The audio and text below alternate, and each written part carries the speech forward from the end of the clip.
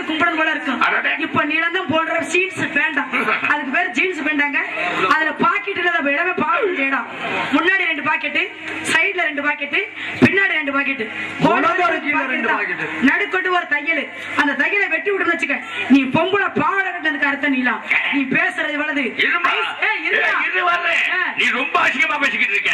அது என்ன கேட்டா பண்ணிக்கு லூஸ் பிட்டிங்க. நாங்க நீங்க அப்பெல்லாம் போட்டோம்னா வேட்டி சட்டை கட்டினாங்க, அப்பெல்லாம் வேட்டியை கட்டி பட்டை அடிச்சிருந்தாங்க. ஏன் பட்டை